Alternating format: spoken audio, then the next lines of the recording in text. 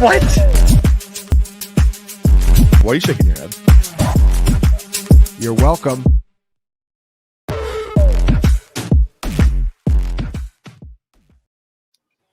Hello, this is the CFF All Access Show again today. And it's a big day, isn't it, guys? Because we are talking freshmen. And this is how we all enhance our teams come the spring/summer. And, I've got quite a few drafts going on right now. But, we got a question on Twitter from a good friend of ours, the great Felix Sharp. And Felix had a question, and it's a very relevant one that I thought we should probably address right off the top. And that is, actually, I don't have the specific question, but paraphrasing, he had asked, what is our strategy when it comes to these freshmen/supplemental? Because it's not all just freshmen, right? What is our strategy, and how do we approach freshmen and our sort of total mix of our freshman supplemental drafts? So I have a few things to say about that, of course, but I wanted to kick it over to Josh and kind of get his perspective before I started just spouting numbers and data that is going to bore the rest of you probably in some way. But I wanted to kick it over to the esteemed Josh Chevalier and kind of get his perspective on, on the freshman drafts. There's more than one way to skin a cat here. There's a lot of different ways to look at this. I'm very interested to hear what you guys have to say. Yeah, and I think if you asked all three of us, we'd probably have three different opinions. And that's what's so great about Dynasty, because all three of us have won different leagues in the last couple of years even.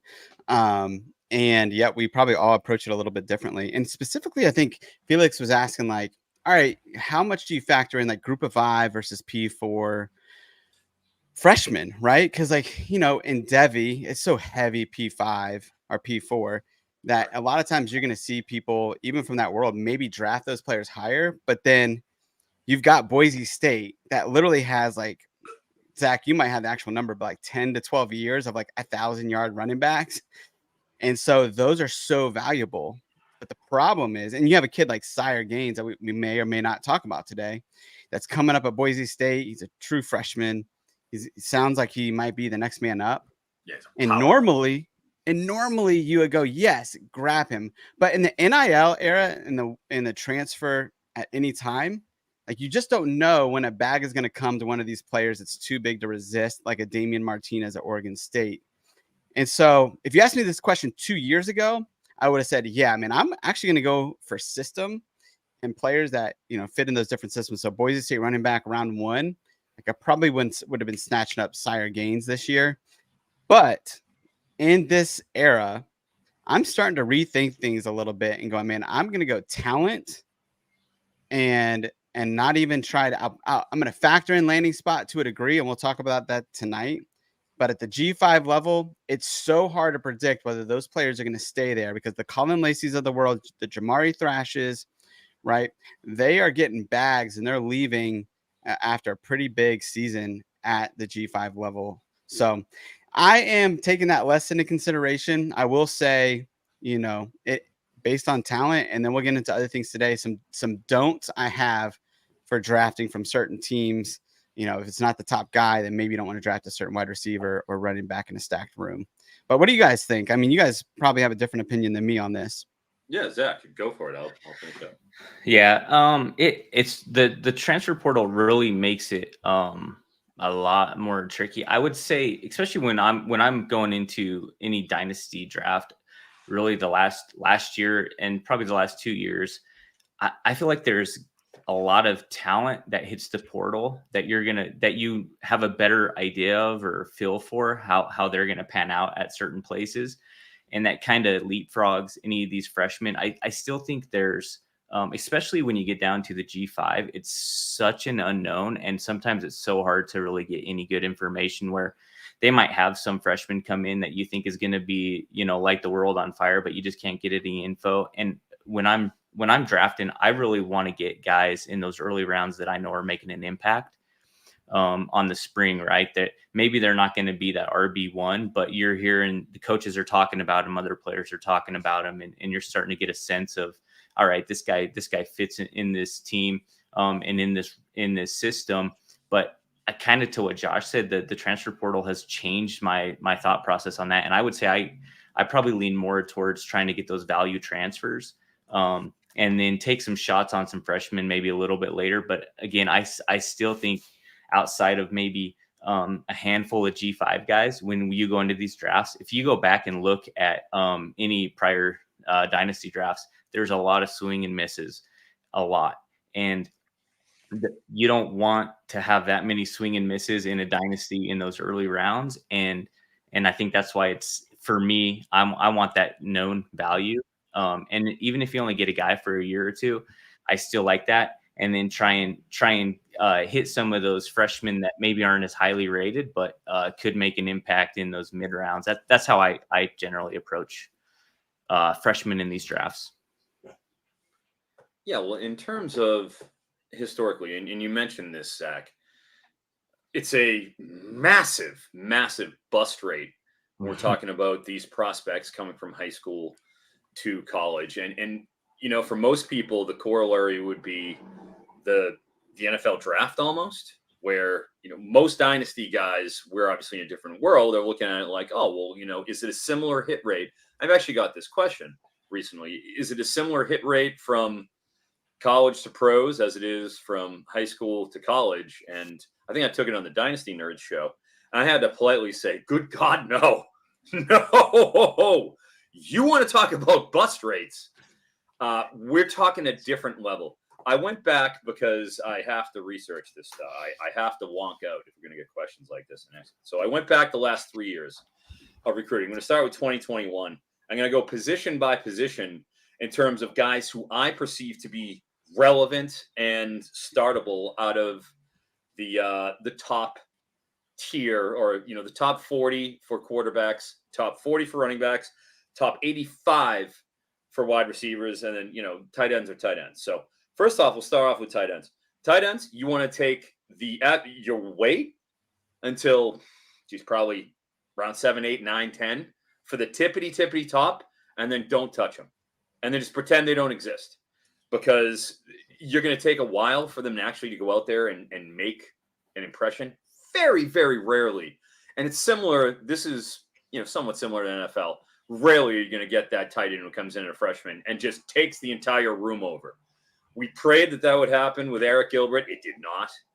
I would say pretty much the great Brock Bowers is the one comp we have as a true freshman. There aren't many of them, So sophomore year, junior year, I tend to start looking then at tight ends, depending on what the waiver wires look like. You'll want to be combing them. There's always a few that will sort of crop up, and you just prioritize those. Summer is really going to help with the tight ends too. So you just simply cannot overinvest in them. It takes too long for them to bear fruit. And depending on what your roster looks like, most teams roster wise, I'm also doing another column that Josh and Zach, I had enlisted them for some data to help with. When it comes to tight ends, the successful dynasty rosters, you have at most 4 out of 45 spots. Most of them have 3. Some of the successful ones just have 2. So, and then they just rotate through the wire. So you're talking about a very limited investment you even need with the tight ends. We'll now start with the real conversation. Let's go to quarterbacks. Okay, we'll go to 2021. Of the top 40 quarterbacks, only 11 proved to be serviceable or even relevant QBs up until right now. Now, Caleb Williams, Drake May, they're gone. JJ gone. He was at Michigan, though. How relevant was he, honestly, in college fantasy? I'm not looking at him as a college fantasy hit. And I'm sure probably you guys are probably in the same opinion, because the startability of Michigan quarterbacks, and you don't know when Harbaugh is going to go and pull a Penn State and literally not throw the ball the entire second half. It's danger zone. You got Jalen Milroe, hit. Jackson Dart, Garrett Nussmeier coming in. There's still a lot of projection involved. We're 3 years down the line on these guys. 4, actually, going into 4. Garrett Nussmeier, we're still projecting on him. He's just getting the job. That's a long time to hold that spot. Kyron Drones, we've talked about him ad nauseum on this show. Chris K, block your ears. Caden Salter, flunks out of Tennessee. Has a couple of low-level beefs, runs with the cop, goes over to Liberty, nuclear, number one QB for me. So, but, took him a little time. He funked out of Tennessee. We couldn't take him right away. It wasn't like you were investing. Like, that was a tough call. Shedeur Sanders, he went to Jackson State. We didn't even get a chance to draft him then. So you look at some of the names. Baron Morton. I included Baron Morton. Forgive me. He shouldn't even be named. He's like Voldemort. You know how I feel about him. And I hate Andrew Katz because he just took Will Hammond from me in Nate's league. Good pick. So I'm coming for you, Katz. I'm coming for you, buddy. So that's 11 guys. Drone's just relevant last year. Shedeur just came in last year. What was he supposed to do? He was in the FCS. Baron Morton is a disgrace. Miller Moss just got the job now, and he threw 3 picks in the spring game. And you got May, McCarthy, Caleb already gone. There's a short shelf life on the tippity top guys at QB, and then you look at the rest down the board. We're going to go to 2022. Cade Klubnik is a starting quarterback. Calling him as fantasy success is a stretch. I know, but he's a starter. This is what we're qualifying as hits at the top of these top 40, right? That's technically maybe a hit coming in. It's year 3 on Cade Klubnik. He needs to impress. Connor Wegman, Texas A&M. You got nothing out of him year 1 and 2. He was hurt last year. I'm a big fan. I do think he has first-round caliber talent, but we didn't get anything out of him. Again, a blown spot. Drew Aller. Penn State offense. Alex Orji coming in right now. I don't know, maybe? He's fighting for the job? Josh Hoover, TCU. Ding. All right. Legit starter. Year 3. That's what we're talking about. And he was number 34, 35. And then Thomas Castellanos. Again, UCF transfers to BC even to get this gig, right? A lot of misses here. A lot of guys you had to roster for a long time. I've only got 7 hits, defined hits. And these are that's very loosely termed. We're just talking about getting starts as hits, okay? That's QB. Now we're going to go to this year. Hey, Froton, real quick before you go, let's take a quick break and we'll come right back. Break. I'm on it.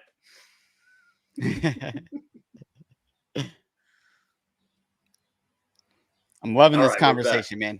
Get us. All right. We're passionate about our stuff, right? So I'll try to be more brief. Arch, Dante Moore, Nico, Jackson Arnold, Avery Johnson, Lenore Sellers, Aiden Childs.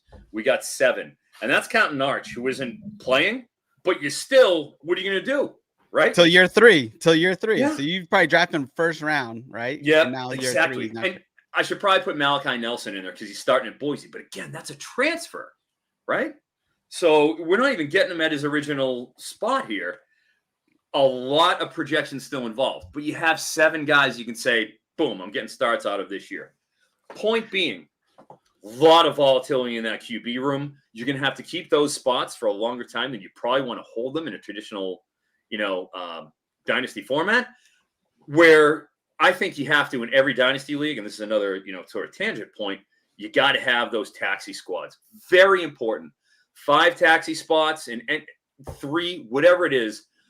I think every dynasty league should have that so that you can plan ahead, because you're going to have guys, we're taking the year 1 zeros. Props to C2C. That's their metric, and it's a great one. This is what we're dealing with QBs, waiting, lead time, okay? So first off, when you're in those quarter, be prepared. How long strategically are you going to keep going at the freshman in general? All right, we're not even talking about all these, because as soon as the season's over, these waiver wires are freezing.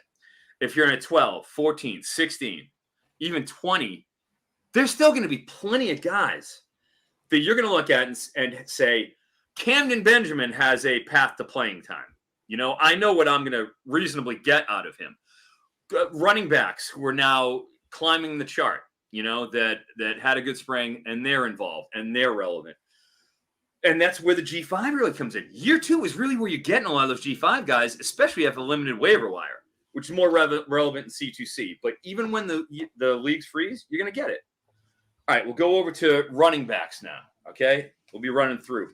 From the 2021 class, I got 8 guys from the top 40 who I'm looking at and consider starting running backs, okay? 8. That's 3 years down the line. Out of 40, 32 misses. 3/4 of that class. Wide receivers, 2021, I got 9 out of the top 85. 9 that you're looking at and saying week in, week out. And some of them are gone. Worthy's gone. Neighbors, gone. Mitchell, gone. Brian Thomas, gone. Marvin Harrison, gone. Troy Franklin, gone. You only have Jacoby George, Emeka Egbuka, and end of list. Holy crap. That's what we have right now of the 2021 class of the top 85 wide receivers. I don't know what more you want than that. Let's go to 2022. I have 10, okay? 10. And that's pretty damn good. We got Burden, Stewart, Ted. Barry Brown is included. Maybe, right? Antonio Williams, he was hurt last year. He's a starter. He's relevant. Like, I'm really scraping the bottom here. Isaiah Bond. Kendrick Law has a starting job in Alabama. Okay, does that count as a hit? You know, we're 2 years down the line. This is year 3. Nick Anderson, Oklahoma. Ding. Is Dane Key a hit? I don't know. Not really. With Jamori Macklin coming in and Barry and Brown? Like, are those hits? Jeremy Bernard, year 3. You've gotten nothing out of him. Nothing. That's the end of the list. I mean, are we excited? I'm not excited at all. You know, I'm not excited at all. All right, and now we'll go to the final. 7 running backs from last year's class that you can look at and say, okay, good. I'm projecting. I feel great about them. And that's even brutal from the top. Caleb Jackson, Roderick Robinson. I don't know. He just got over-recruited. He just got transfer portaled. Darius Taylor, of course. Justice Haynes, Cedric Baxter, even they're in potential shares. Caden Fegan, I feel good about Fegan, right? Then you get to wide receivers. That's 7 running backs. 10 that I can look at and be like, haven't been successful yet. You have exactly two freshman wide receivers from last year that were starters. Trey Wilson, and again, it was 600 yards, even though he had the 8 touchdown, and really just Concepcion because of the dual usage that he got out of the backfield, because Robert and I was so desperate for anybody who could catch a pass, right? So those are the only 2 you got anything out of last year. I'm projecting with Jacoby Lane, Omarion Miller for Colorado, maybe. Zachariah Branch, we talked about him, maybe. Carnell Tate, Noah Rogers at NC State now, who's cannibalizing our friend Concepcion, and Jonte Cook at Texas. Look at what we're dealing with here. Not everybody's going to be Ted. Not everybody's going to be Luther Burden. In fact, most of them aren't.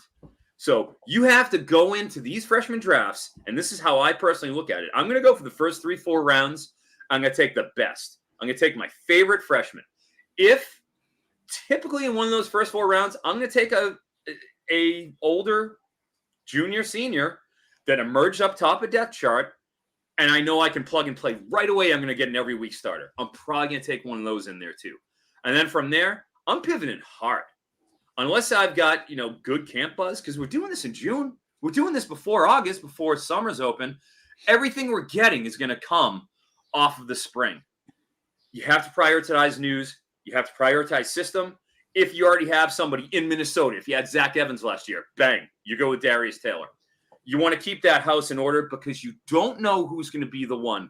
You don't even know who's going to be the one from the year prior, especially if they're getting over-recruited. So I do think with freshmen, there is an element of premium rooms. I want to cobble it all together. I want to surround it. I want to build a fence. I'm a fence builder. All right? Think Fortnite. I want to build in that room because you don't know what you're getting. And I know if it's a premium room, I'm going to get one of the guys. I'm going to get the Trevion, or I'm going to get the Quinton. Whichever one's going to be, I'm going to get them. That's typically how I look at these supplemental drafts. Freshman early, premium freshman, cobble together, keep my house in order, and then I'm pegging guys that I've seen do it in college, that I know have a defined role out of the spring, and I know can contribute to my team. End scene. Love it. All right, Josh, take over. Nah, I mean, those are all great points. And now we're about to do a 1-round freshman mock. Where we can do a 1-round freshman mock. And thanks to Dan Brown and Carps who are in the comments and mentioning that I have sleeves. Right? Thanks. Yes, we got sleeves tonight. Thank you for not No embarrassing guns. the rest of us. Appreciate Yeah. it. But yeah, I mean, I think again, this is where you have to be willing to pivot. There was a few years ago in C2C where everybody was drafting as if this was a Debbie league, right? And so you could draft 5 rounds in a C2C, or you could draft Debbie-ish, right? And then you could go straight CFF and you could just stack teams. Well, in the C2C world, that has pivoted, right? Where a lot more people do that strategy that I just gave you, where they're drafting CFF heavy pretty early on in drafts because they just see the hit rate is just so much lower. And I think the same is true, right? And this is what you're saying. The same is true. When you take a freshman, you better know that there's a clear path to them having a role. And even then, you better be ready for either, if it's a Texas, right? Like with Jonte Cook, you might have gotten him in the back end of the first round last year. And they brought in Isaiah Bond, Silas Bolden, Matthew Golden. They got Ryan Wingo coming in, right? And so there's nothing that's guaranteed anymore in college football. So you need to make sure that when you're picking, it's like last year, Byron Brown was on a lot of, because he had that playoff push. Mm-hmm. So, and a lot of people don't allow waivers. And so last year he was a supplemental pick, but in a lot of drafts, he didn't go to the 4th or 5th round because people were picking up freshmen. He's a guy I would say, man, if you know that those guys are going to hit, get him. He's going to have 2 to 3 years of playing, and let some of the other people take some of these freshmen. And there are exceptions, and those are some of the players that I think we'll get into tonight. The guys that the exceptions to these rules that we're talking about, who are great players. And the format that we have for you guys tonight is we're going to do a 1-round mock, all incoming freshmen, right? And so all first-year players. And what we're going to do is we're just going to go in order. We're going to do Zach, Eric, and then myself. We're going to do 12 picks. And then at the end of the 12 picks, we're going to give you why, our reasoning for each player. And then at the end of the 12 picks, that will be the end of the show. But I think this is going to be a fun format to get into guys that we really like, the guys that I think we would select at the top, and then go from there. So, Zach, we're going to let you start us off here with the first pick in this draft. And this is a guy I'm assuming that you're going to pick, that you guys should all pick in your drafts. Yeah, so I feel like there's an obvious choice this year for the number 1. Maybe I'm wrong, but I think it's got to be Jeremiah Smith, receiver at Ohio State. He consensus 5-star guy coming into Ohio State, 6'3", 215.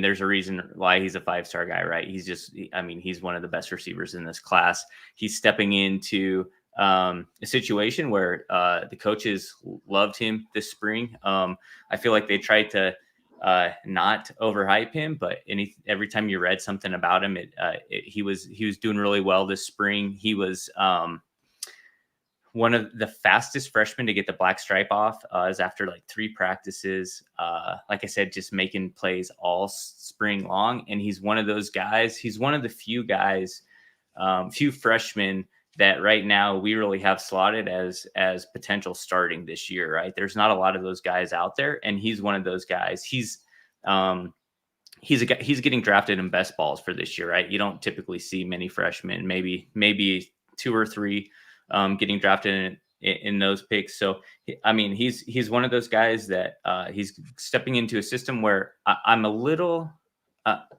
interested to see how this is going to work with Chip Kelly, because typically it's QB and running back there, right? You want that dual threat quarterback that's going to get you points, and then the running back, they just feed the running back. Receivers, they're not awful, but it's not what we've become accustomed to at Ohio State, where you can have 2 guys that hit the top 10. So Ryan Day's still there and is still going to be part of his offense. So I think there's still value there. But for me, he's just a guy that we just talked about, the hit rate. And he's a guy that it just feels like he could start this year and probably will start this year. And he's going to be making plays in an offense that's going to score a lot of points. So that's who I'd go with right here at number 1, Jeremiah Smith. All right, fair enough. Well, I'm in the 2 spot. As far as Smith goes, I don't think anybody's going to have any arguments with if that's your decision. The only thing I'd really say is, QBs depending on the league, are the lifeblood in terms of scoring. And, if you're in a deeper format, you want to have the top guy there, and you want to have somebody that you can bank on. Obviously, Jeremiah Smith, I was fortunate enough to see him in person last summer, and he absolutely dominated everybody on the field. It became completely obvious that this is a different, special kind of talent, and you're going to take him number one, no problem. But there's also another player going number one overall in a lot of Dynasty supplementals, be it CFF, be it C2C. In fact, in Nate's 2014 Dynasty that just started drafting, I think today, he was taken number one overall. So I will take from Florida, DJ Lagway. And, heading into the Elite 11 last year, it was all the steam was there with Raiola. He was the top dog. Everyone was talking about him. Dominic Raiola's kid, the Matt Stafford's best friend, and all that. The legacy type thing. But DJ Lagway was still in that top 5 conversation. He went in that Elite 11 final, and he looked awesome. I actually got a chance to talk with him pretty extensively after the sessions, and came away really liking him in terms of a kid, like very humble. He had, in terms of one of the throwing sessions, I think it's pro day, he wasn't particularly happy with how he had performed, and had mentioned that. That was after day 2. And then in day 3, in the full 7-on-7 session, just came out, looked way more comfortable. When the bullets were actually flying is when he was better than under the weird structured 20 throws. And you do the rollout here, and you're running the whole thing. It's more mechanical. He's better when it's live, and it's showtime. And that's really what you want to see. Since that, he went out and had a phenomenal senior season, and definitely physically has all the tools. I mean, he's got the big arm, he's thick, he can run. Like you see that the full package that he has. And from a C2C perspective, sure, you could look at Sayin or Raiola, but I think here in a college fantasy football only format, that ability for him to be almost the Tebow archetype with a better, more polished arm sort of a thing, it's just too tantalizing to pass up. And I'm going to go with DJ Lagway. Josh is muted and he doesn't realize it. Thank you, sir. You're back. I was saying, man, I like that pick a lot. I did want to get your thoughts on Billy Napier, right? He's the primary play caller there, and kind of looking at historically with him, I think Anthony Richardson was the top quarterback as far as like fantasy points per game at 25.5 that he's had in the last 10 years. And so, any curiosity for you, is that any concern for you, or is it just, man, Lagway is just so talented. He's going to be throwing to good wide receivers.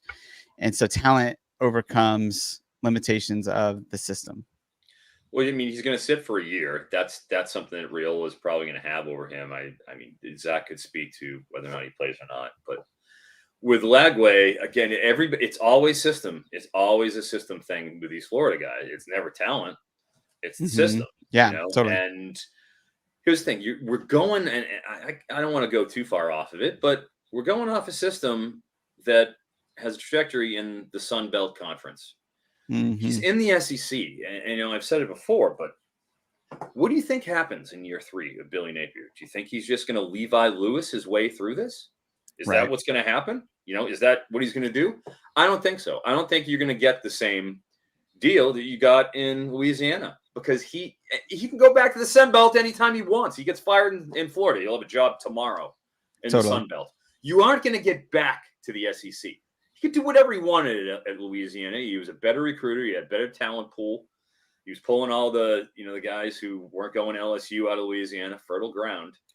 Now you're in the SEC, and now it's year 3, and now it's put up or shut up time, like Dan Mullen had. And we saw. Let's not forget, Florida did score points at one point. I mean, Dan Mullen went and had the Kyle Trask, Kadarius Toney, Kyle Pitts. We all saw it. I mean, that happened, and they were putting up 40 a game. They're putting together a set of talent that's going to have those capabilities potentially next year. You know, will we do it this year with Graham Mertz? I think they're going to be in the low to mid 30s. I think they're going to score a hell of a lot more than people think. When it comes down to your job being on the line and you're on the cutting block and you've got Trey Wilson out there, you know, and you're not using it. You got Elijah Badger, right? You've now got DJ Lagway. They're going to put up points. They're not going to want to not score, okay? Right. I'm ready. I'm okay with it. The best of the best are in the SEC. Napier knows he has to keep his foot on the gas pedal. I think it's happening and the talent wins out here. So I'm going to go with Lagway. I'm not as concerned about the system play. Yeah. And I think too, right, we have to consider with Lagway, okay, this schedule this year is brutal. And so there's a chance that Napier doesn't make it out of this year. And if that's the case, then who do they hire? Well, they hire somebody to keep Lagway, Trey Wilson. They're going to keep him happy. Yeah. Right? They need to bring somebody in with offense. That very well could be Jed Fish from Washington, even though he just got there. I mean, he's an old Florida guy. They're going to bring in anyways, my point is they're going to bring in an offensive play caller that's going to play to Lagway's skill set. So I think either way, this plays out in the long term. You know, just wanted to see what your perspective was on that. Hey, we're going to take a quick break here, and then we will resume the draft. All right. I am up with pick 1.3, and I am going to take another wide receiver. And this is part talent, part system play, but I'm going to go with Micah Hudson, wide receiver out of Texas Tech. He's a dude, you know, Texas Tech. This is a system with Zach Kitley that has been in the past unbelievable. I mean, I think they've struggled a little bit at the Big 12 level at Texas Tech, but you know, we're expecting with Will Hammond coming in, who Eric Froton mentioned earlier, that eventually when he takes over this, I think this offense will be able to get on schedule. You know, Michael Hudson's the highest rated recruit ever at Texas Tech. He is, if you've never seen him, he's 6 foot 195. So he's got a good build. He honestly plays, in my opinion, and you guys can push back on this, but he plays a lot like Malik Neighbors. So he's a yak monster. He can take it underneath. He can take it over, you know, over the top, but he's going to get you yards after the catch. Super explosive, great hands. But that's the type of player he is. He's more Malik Neighbors mold than a Jeremiah Smith, right? Who's a bigger, you know, your prototypical X. So Mike Hudson can play all over the field. It's in a nice system. He's got a chance. I mean, he had a knee injury that he got cleaned up. He had it in high school, got cleaned up in the spring. But he's got a chance to contribute this year. I doubt he is dominating over the first 3 or 4 games, but he's a guy that later in the season could come on and could give you production in that system, particularly if Mike Bainbridge's boy, Baron Morton, is on the bench and somebody else is in there. What do you guys think about Micah Hudson? Go for it. I like him. I think and I don't think that the injury, you know, it's nothing serious and he's supposed to be back this summer. I think if that wouldn't have happened and we got to see a full spring with him and actually get a little bit more, I probably would have considered him more at that one spot. You know, my top 3 were going to be Smith, Lagway, and Hudson. And I think if we could have got a full spring of him just to see how he's going to operate, because they need a guy like him, a playmaker like him in that offense. They also need a quarterback taking him the ball, but I really like that spot in that system. And I think if they can get it figured out, he's going to be a guy that you're going to get some solid value with him over the next few years in that role at Texas Tech. Yeah, I like him a lot too. It's funny, that body type, he reminds me of Percy Harvin almost a little bit with that, you know, that 6 foot 6'1", that 195. He can still break tackles. You know, but he isn't a giant. That being said, that's not really the mold that's winning in the current NFL and college. It's speed and separation and route manipulation. Where he really excels is, man, he is incredible with his ball tracking, his ability to high point. I mean, he's got great hands. He really does, and he's doing it downfield. The thing is with Texas Tech, and it goes to a little bit what we talked about in one of our previous shows, is Joey McGuire, the head coach, is a defensive guy, a lifelong defensive coordinator, and Zach Kitley comes in And once again, it's Zach Kelly wants to cook, and he's given Taj Brooks 300 carries. So that isn't what he's ever done before. It isn't what he wants to do. And it kind of speaks to what happens when defensive coaches call shots. Zach Kitley's neutered. How long can that stand? You got Hammond coming in. You got Micah Hudson. He's incredible. It's what they were dying for. They were trying to get out of Duran Bradley last year. I mean, they were just begging for him to be that, and he couldn't. Everybody wants to see this work. Everybody wants to see Micah Hudson get the Jareth Stearns, workload that we saw before with just the volume. Hopefully that happens, but my gosh, it's tough to pass him up at number 3 with that history on his side. Yeah, for sure. This will definitely be the year that we'll figure it out. And, honestly, if they are going to give Taj Brooks 300 carries again, I bet you Mike Hudson's out of there after year 1, and he's going to one of the blue bloods. Either Alabama, I have 0 Taj Brooks shares in best balls. I don't believe it. Like, he's going to break down, or they're going to pivot when they have a more competent quarterback, which, hey, they didn't have a competent quarterback last year. Right. I'm totally with you on that. I'm totally in agreement. Hey, Zach, take us to 1.4.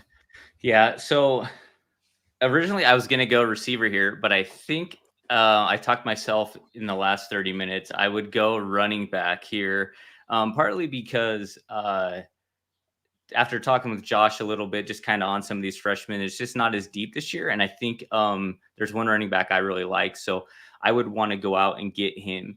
And that's going to be Quinton Martin at Penn State. Now he's a guy that he's behind, Singleton and Allen this year. So he's not a guy that's going to be immediate playing time. He's competing for that RB3 in that system. But he's just a guy that 4-star guy, 6'2", 200 pounds, came in this spring, did really well, had 2 touchdowns in the spring game. So he was able to adjust in this system. I love the system. You got Andy Kotelnicki there, who just running backs are gold. I mean, that's what you want in his offense. And the other thing about this guy, and when you have a running back that can catch the ball in this offense, I don't know if you're going to find very many more valuable running backs in CFF. And Quinton Martin can catch the ball. I mean, he did it in high school. He caught his senior year. He had 53 passes for 764 yards and 11 touchdowns. So, I mean, this guy, he's, to me, again, you're waiting. You're not, it's going to be one of those guys you probably have to sit on for a year. But the upside and the potential with him in this system just feels like it's through the roof. If he does what I think he's going to in this offense. Yeah, I like that pick. I mean, again, you never know what's going to happen next year, right? If Katron Allen comes back or Nick Singleton comes back. But holy smokes, I went on a show and was talking to Devi like 2 months ago, and Quinton Martin is my RB3 and as a Devi freshman. But his whole highlight tape, we're watching his highlight tape, and the first 3 minutes is just him running routes out of the slot and outside and just like killing dudes. I mean, he's a legit route runner. I mean, he could start at Penn State, maybe not as a freshman, but as a sophomore at wide receiver. I mean, he is that good. And like you said, Andy Kotelnicki, the creativity in his offense and in his brain. I mean, he just is the quintessential put a guy in position to succeed. And so I think a guy like Quinton Martin is going to find a role at least by year 2.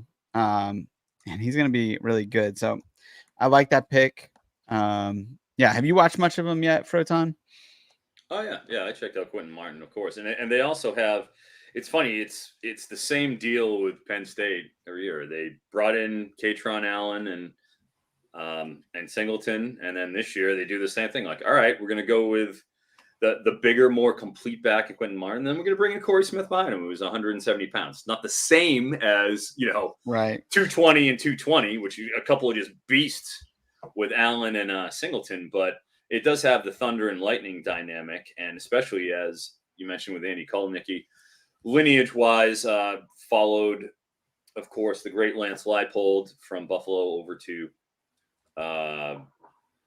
Kansas, and here we are. So the when it comes to him, Penn State is his tried and true. We know what they want to do. James Franklin loves pounding the ball. You can only imagine what it's like this year if Allen or Singleton gets hurt. If either of those guys, experiences any attrition, it's on. So can't argue with that. Certainly skyrocketing up boards. And I feel like certain teams get it right more often than others. And certain teams have the whole trajectory more defined. And I'll use the example of Penn State and Georgia, right? Penn State, you've seen, since Journey Brown, the Saquon Barkley to Journey Brown, he got hurt. But then, trying to figure it out, okay, we get into Singleton and Allen. It's structured. They have them here for 2 years. They don't mess around. Those are the two guys. And then in comes Quinton Martin. That it's been groomed for him. With Georgia, yeah, I like Nate Frazier a lot. I feel like in terms of a complete back, Nate Frazier does a lot.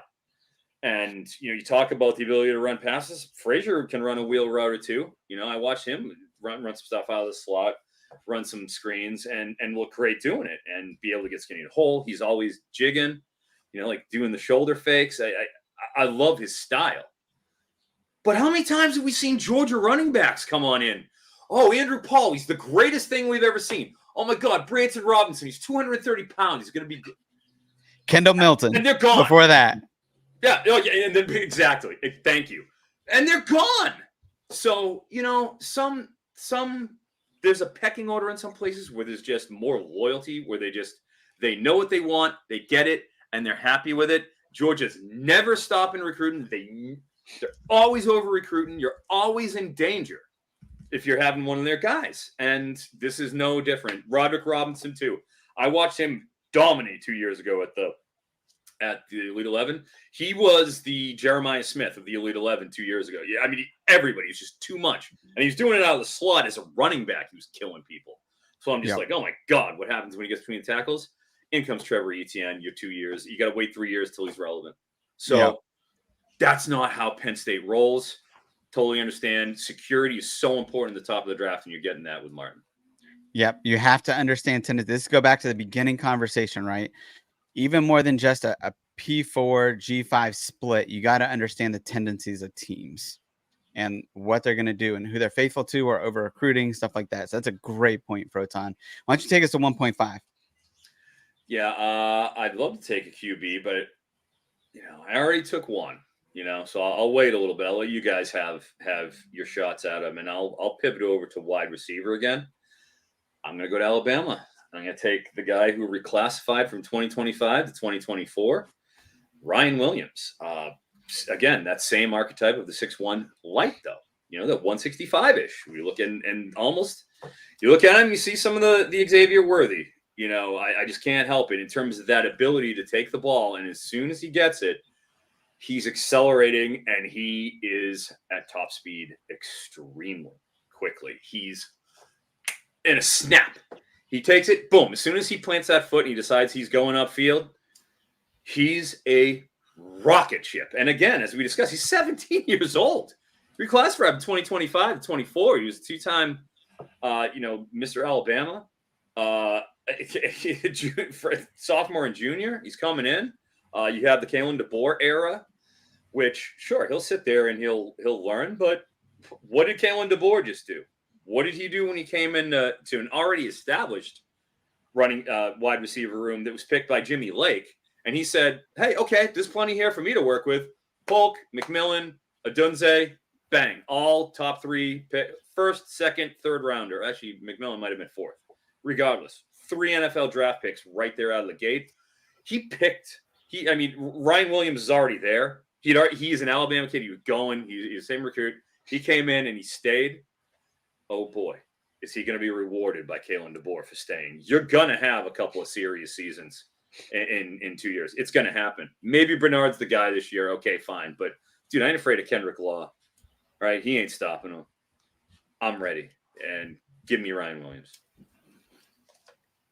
Yeah, Zach, you got anything to add to that? Yeah, I mean that's so my last pick that was between Martin and Williams there, and I think you covered it really well, but I just love that guy. I think he's going to be a big time player in that offense.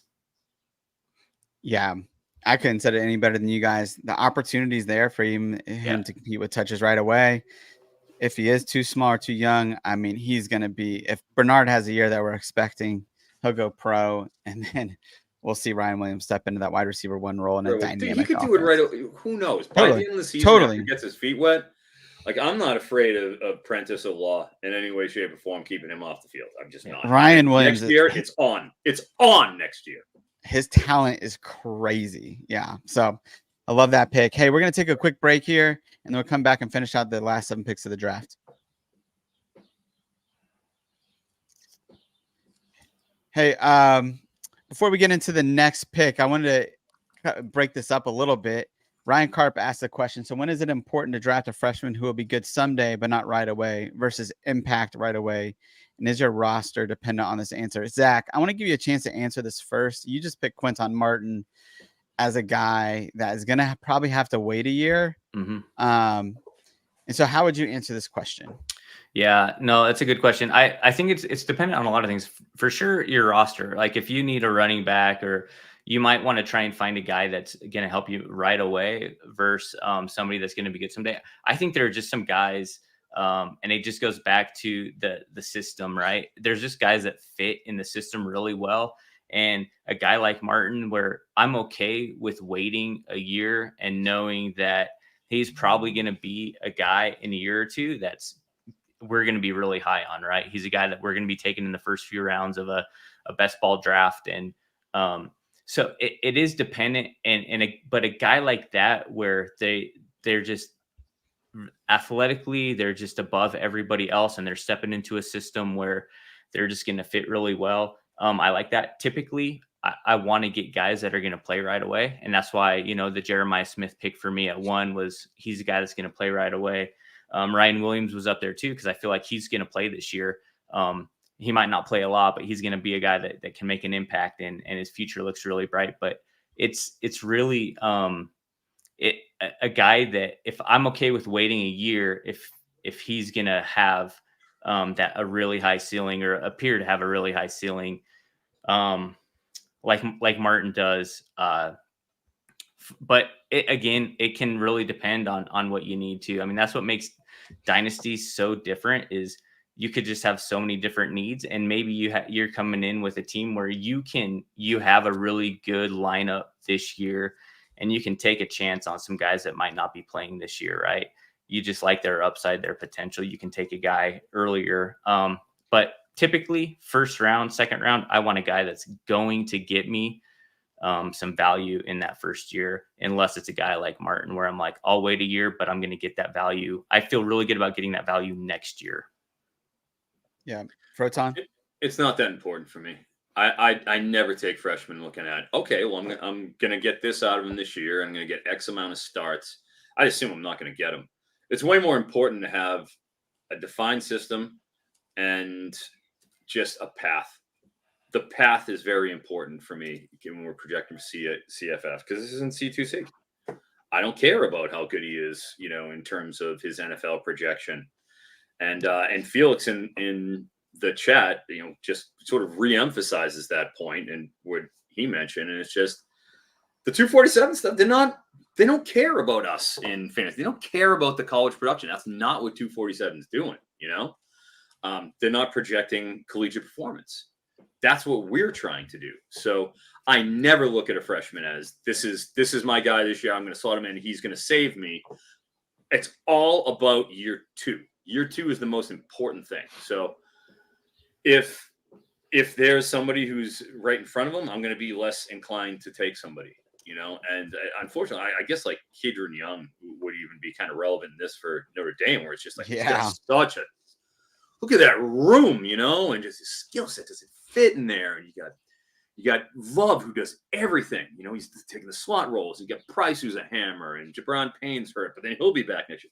there's just so much in there and so much conjecture that you have to really that's going to knock him down. I think in everybody's. Yep. Yeah, those are such great points. Yeah, it's going to be context dependent on every player positionally, right? Like I took Nico at the 1.1 last year in a league. I traded away a bunch of stuff to get him because I needed it for this year. I got to the championship in that year or last year in that league, but I needed also to reload for the next couple of years at quarterback. And I knew that they paid Nico a lot of money to come there and they weren't going to let him go. Tennessee's a great system. So things like that. I think you just have to take context into it. And I think that leads into my next pick. I'm going to pick another wide receiver and at 1.6, and that's going to be TJ Moore from Clemson. And he's a guy that I thought, man, before he played in the All-American game, I thought for sure I was going to be able to get him in the rounds 3-4 of drafts, as long as he didn't have a Clemson fan in there like Shane. Because he just wasn't rated that high. He went into that game as a 4-star, a high 4-star, but like maybe a top 20 wide receiver, and came out of that game as the top 20 player overall in this class. And I think like the number 3, number 4, number 5 wide receiver, whatever.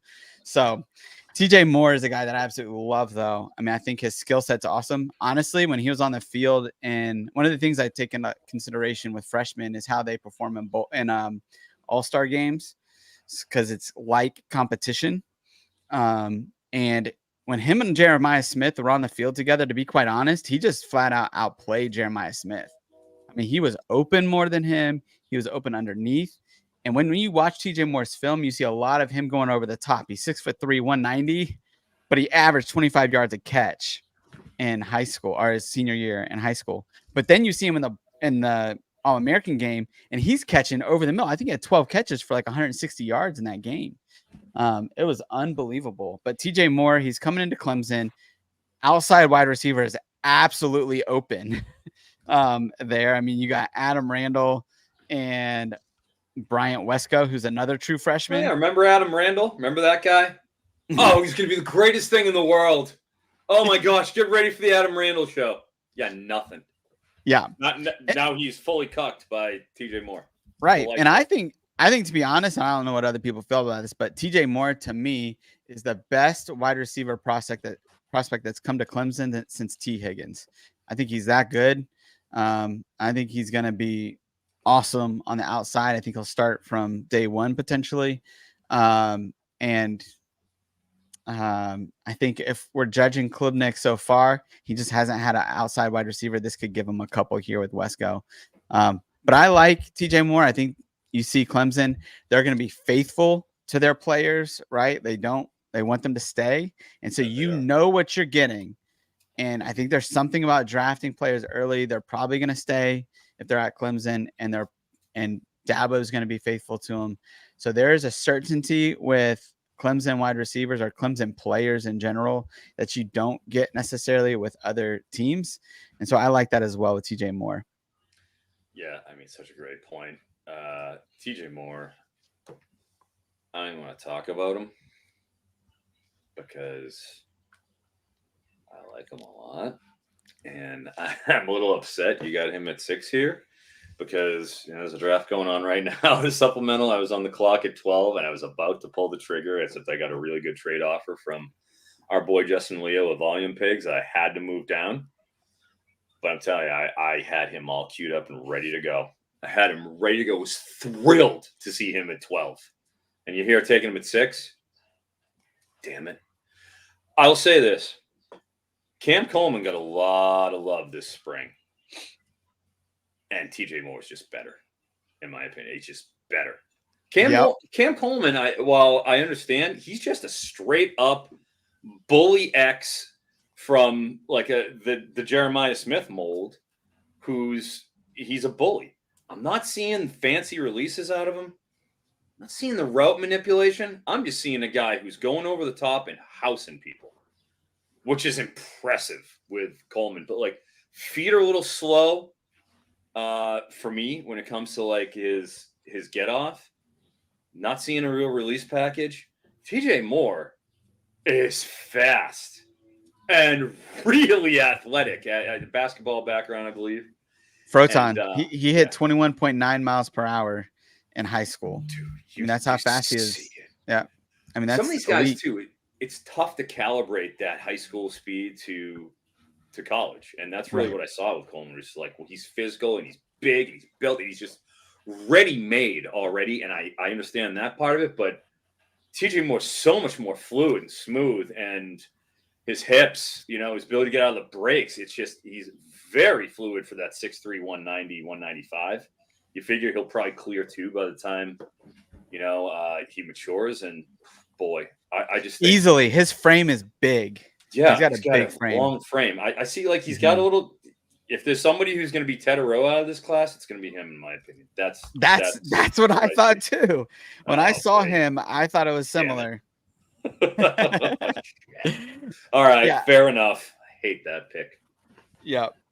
Well, we'll stop gushing over TJ Moore here before we escalate him anymore. We just gotta start running too. We're getting long. Yeah. All right, Zach. Yeah, so I'm gonna stick with receiver here. Ryan Wingo, Texas, and I know he's entering a room that is full of talent. Isaiah Bond, Jonte Cook, Golden's there, but he's a guy that really stuck out this spring. Sark talked about him quite a bit. He was making plays this spring. He had really good spring game, had 2 touchdowns in that spring game. He had the game-winning touchdown. And it's a guy that Sark, I mean, he talked about, he was a guy that showed up and they think he can make an impact this coming year. He's ran a 10.5 in high school on the 100. So, I mean, the guy's got some speed. So again, this is another pick for me that I love the talent and I love the system that he's going into. And I know there's a lot of talent in that room already. But you also kind of play that whole, all right, probably not all those guys are going to stay if they're not all getting the time they want, or they're going to be, they're not going to be there next year and it's his time. So, I like this fit a lot. And so he's a guy that, I would love to have on my team with that potential in that system. Zach, 10.5, 500 meter at 205, like his size when he's going to be 215 by the time that the season starts is unbelievable. I mean, 10.8 is an elite time, right? Yeah. You know what Xavier Worthy ran? 10.69. Yeah. So my man's running the 10.55 and he weighs 50 pounds more than Xavier Worthy. I mean, that's absolutely crazy. He is more dynamic than I think people thought coming into Texas, and he's unbelievable. Froton, I'll let you take it from here. Yeah, the barometer for like the 100 meters for me is A-Chain, because he is the barometer for 100 meters. And yeah, he was like, man, he was like 10.3. I want to say like he was high 10.2, he was like 10.3. He was living around 10.5 is outrageous. Running a 10.5. Right. So yeah, and with Wingo too, you saw in the spring game, he had a 40-yard go route and he beat the guy for a 40-yard touchdown by 5 yards. Yeah. Right off the line. By 5 yards on a 40-yard touchdown pass. Like, bro, he smoked this corner. He was right up on him. He was playing press man. I was like, oh, you won't be doing that again. And this is Wingo as a raw talent. This isn't even reformed.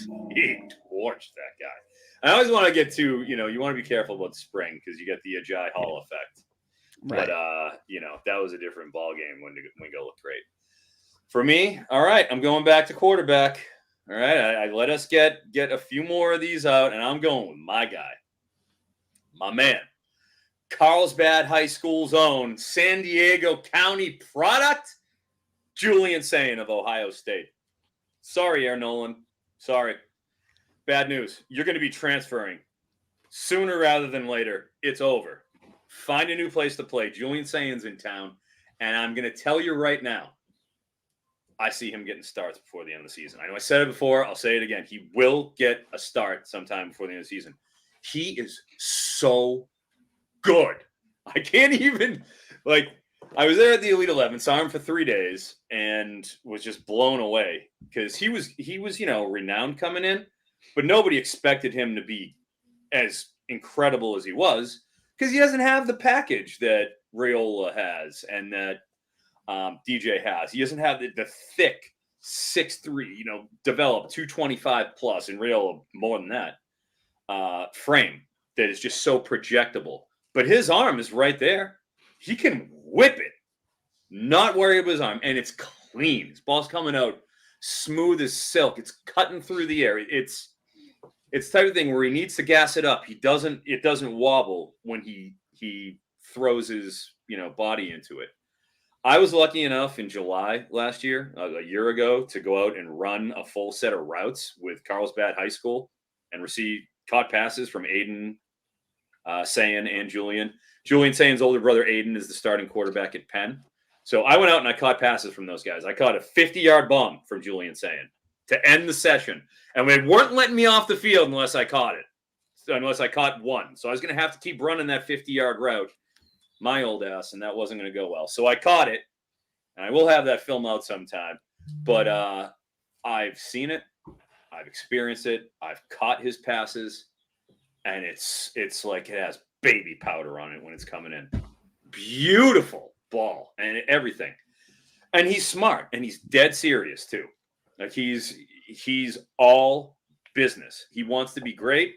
You can see it. You can feel it. You interview, you talk to this kid is focused. And as a bonus, he kind of looks like a young Mike Leach to me.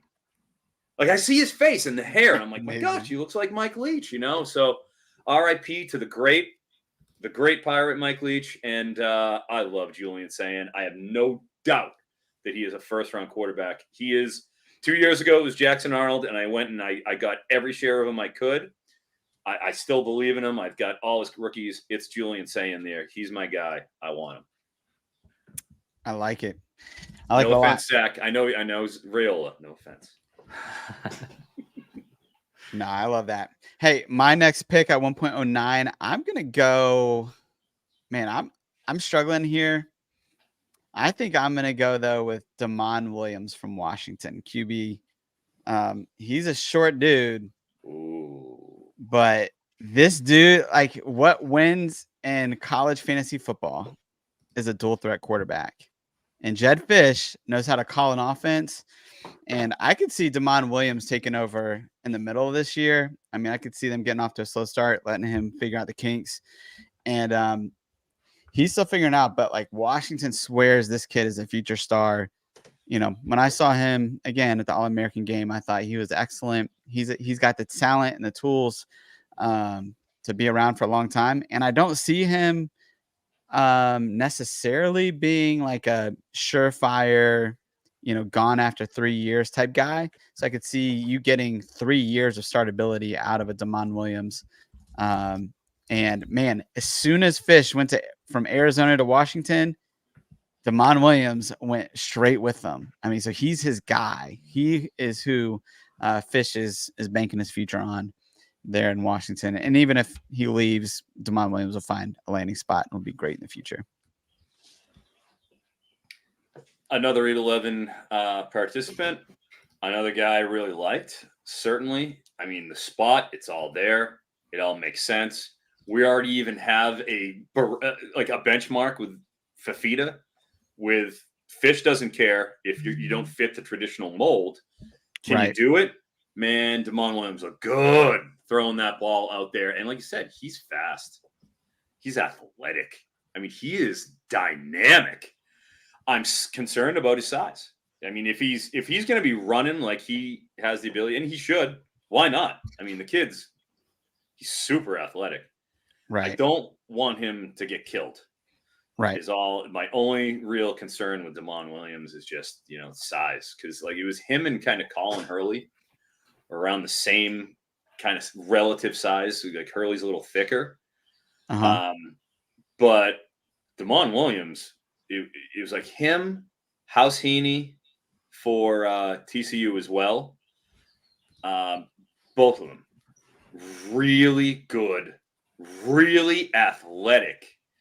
And they can still charge it up and put a little in. Like, arm strength we're going to see how it clears in the Big Ten since he's now at, Washington. But man, he's so tantalizing with his athleticism. I totally understand. And He's a guy who just in the 24 teamer there, that Dynasty, went, I want to say like 13, 14 overall in a QB heavy league. So look, the cat's out of the bag with Damon Williams, and I'm in. Yeah, no problem.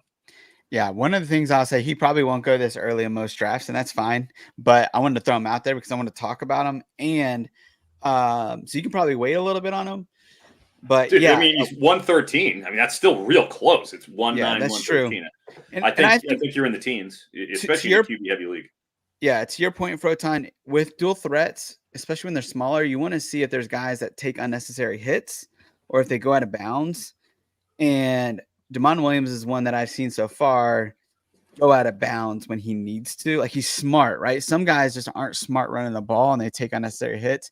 I haven't seen that from him, which is one of the things that I liked about him, but you never know, right? Like, a guy that's 185. I will say he's tough to square up too, because he is, like he has running back sort of traits in terms of his agility. Yep. So it's not like he's the Jaden Daniels archetype where he's jumping into a spine buster. Like, oh, I'm gonna go and jump into you and I'm gonna get spiked on the ground. He isn't doing that reckless stuff. Yeah. So yeah, I mean, and he is thick. He is thick. Taken. He's not skinny. Yeah. He's not Bryce Young. No. But yeah, no, totally. All right. Hey, Zach, we're going to do some quick hitters on these last three, but we'll take you at 1.10.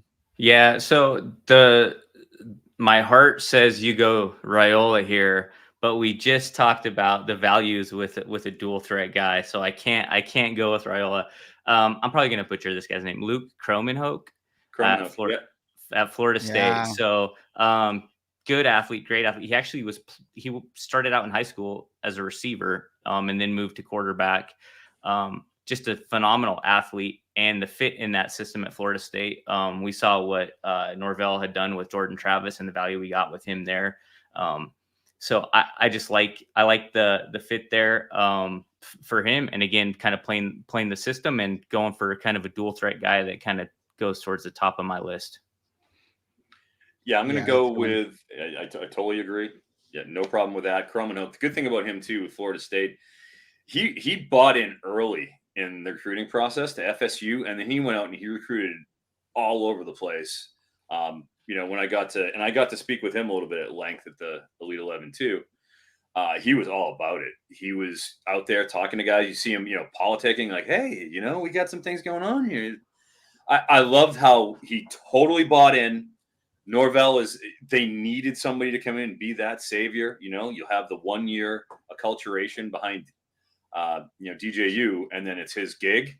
And we saw what Jordan Travis was able to do in, unfortunately not a full season, but no reason not to like Luke Kromenhoek. I will go over and I'm going to take, I kicked around a running back here, but I have to get him in. I have to get my guy in. And I mentioned him earlier, Will Hammond, Texas Tech. Give me Will Hammond. Engineering major, extremely bright kid. Talked to him for about a half hour, pulled his ear, and it was funny. Nobody was really talking to him at the Elite 11 because he's just, they want the more boutique guys. Whereas I'm like, oh, college fantasy time. So I talked to him at length about Kitley, about what it was. And he was talking about the installs that he did when he sat down, when he was even being recruited. Kitley could not wait to get him in the boardroom. Sat there, did 2 installs for him, a couple of, quick things. And he was talking about how he was the minutia of each different route. And here's what you're looking at. And the cerebral aspect of the way Kitley approached going through those installs with him, even when he was still a prospect, it immediately gravitated to him because he's got an engineering mind. He's a very analytical kid, very smart. And it was just like catnip to him. And that's what really drew him to Kitley. As you saw, he was a 3-star going in. He was like an 86, 87 heading into the Elite 11. And he got his 4-star right afterwards. He was excellent, polished, mechanical. Like, everything he's doing is the right thing. I shudder to think what happens if Joey McGuire and I got to think it's going to happen soon, if he lets him do it. I think he takes the starting job this year. You know how I feel about Baron Morton. Jake Strong is a placeholder. Will Hammond is the future. I think he gets reps this season. And screw you, Andrew Katz, for taking him at 15. That's amazing. Yeah, man. Will Hammond is also an Austin kid. So he's from Hudson High School. So he shattered records there. He was great. Yeah. He played with one of my friends there in high school. So fun stuff. I love the pick. Great pick. I'm gonna go with another QB here. And man, I haven't even been part of Dynasty drafts. So I don't know where guys are going, but CJ Bailey from NC State. He's a guy, Robert and I guy. He is Eric. You want to say something? Our friend Jared, the great thing was Jared had primed me for a potential trade up all morning. You know, this is day one of the draft. He had primed me the night before. Let me know, hey, I might want to trade up and try to get this guy. So all right, let me see what's going on here. He didn't even trust to go and trade up to where my spot was. He went over me and leapfrog, took him at 110. Cedric Bailey. And okay. Yes, it's so I'm not crazy. As long as the 9 sticks around. Yeah, you know, and here's the deal, right? Like it seemed, I love, again, you got to understand NC State, they treat their players like family. Like CJ Bailey got aggressively pursued by Miami at the end there, and he decided to stick with NC State because they were faithful to him. And I think he's going to be there for a while at NC State. And they're saying he's already going to be the backup this year. And they didn't even pursue anybody in the portal because they didn't want to risk losing CJ Bailey in the long run. He's the future there. He'll sit on, behind Grayson McCall, and then he'll come in and he's going to throw to Concepcion, Noah Rogers. I mean, Wesley Grimes, probably. They got a couple freshmen, Terrell Anderson, Justin Taylor. Yeah, Justin Jolly. I mean, Jolly time. And they're all going to come back, right, for next year. So this is a kid that's going to step into a prime system. He can run a little bit. He's 6'6" and he's skinny, but he can do what a Grayson McCall can do, 300 yards and 4 or 5 touchdowns. So he's not a non-factor on the ground. So I like CJ Bailey. I like what he brings to offense, and think that he's got a lot of potential. So, hey guys, thank you so much for listening to the show. We have gone right up until the end of our time here. This was really fun. Man, I love getting to chat about freshmen. It's my favorite part of the off season, is getting to scout these kids and see what they got coming in, the new blood and CFF and all the other formats that we love to play. So we will be back. This is Dynasty month, right? So we have a whole next week. We're going to talk about roster construction. After that, supplemental drafts. We're going to do a Q&A. And then finally, we're going to release some rankings for you guys at the end of this month. So we are super excited to be kicking off this week or this month with freshmen. And so thank you guys for sticking around with us. And we look forward to having a whole month of Talking Dynasty. We'll see you guys next week at 9 p.m. Eastern next Monday. Until then, do small things with great love.